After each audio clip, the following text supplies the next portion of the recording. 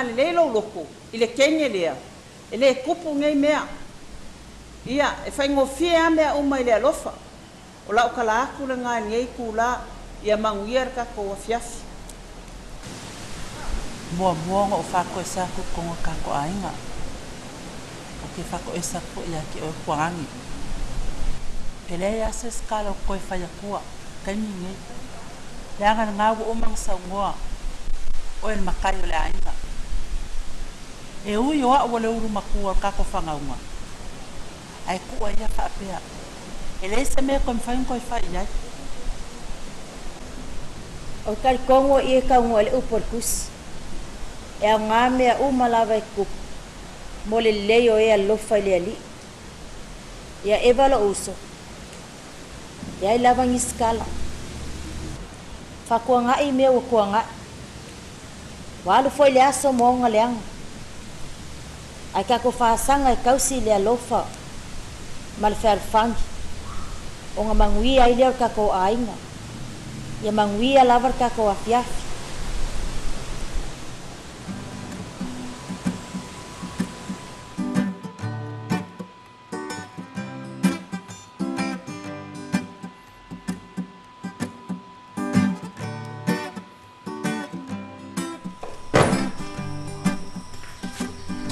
Ma, kau bisa uang ni, nai fela apa kau nak kinga? Aku i pede musa kau gua apa mis okey suka ya?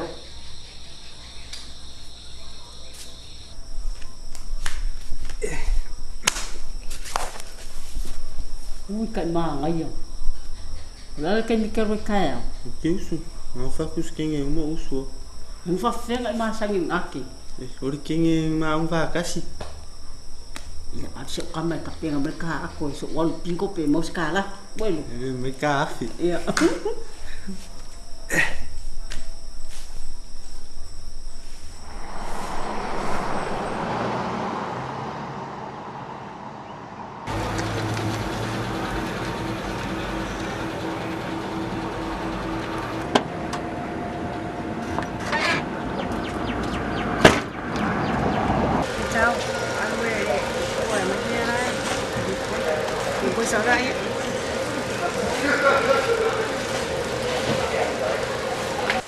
Oh, hi Fatu. Mamai oi. Lemong ia fakai. Oh, ai foi na kan ngol mai ka ila lima. Se o kinga ka dinga fai so ola ke fongi se. Se o ke ama ia foi ia pisingi se ke oli alu so meska ke ni so sangi me ka pale roa. Yeah, okay. So alu e lo Fatu. Yeah, okay. Yeah. So. Mom, okay, alu kai ao lunch mas eu vou. Oi nga wo. Olá, oi, a Fatu, o meu filho vem bem. Ui, quale leila, ia wale lei. hello Alofa Queenie ia o Marina se o bidia ku lau stunga famo moli kalu wa yorba ia so foe wa sho ka vai fa lo manga o ia la se le de lai ka un fe ba kun mako ka kaya ka fa ku sa mlo finga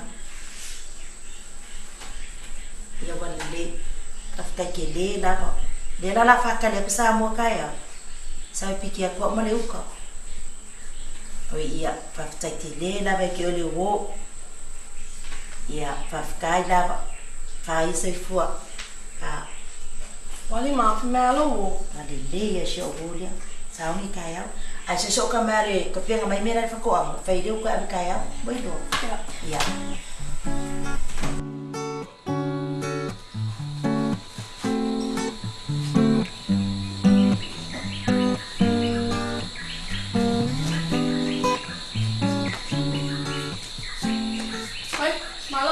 Wow. Aren, ang sok yo amelo kinga pede, sok mo lo ko. Mam. Oi. Kamala titi sa so lo me awe. Hello. Na, ya fikau ya lo sawa ba ko apisa ma o ka pinga ngo ko me ma o ka le ka fa do lo ai pule a oi if you sang sa ka ma le la uma me ma o ka ke le ai pero na ko. ya Pakari Rayana, saya ada itu cita makan makan maksud sang la uma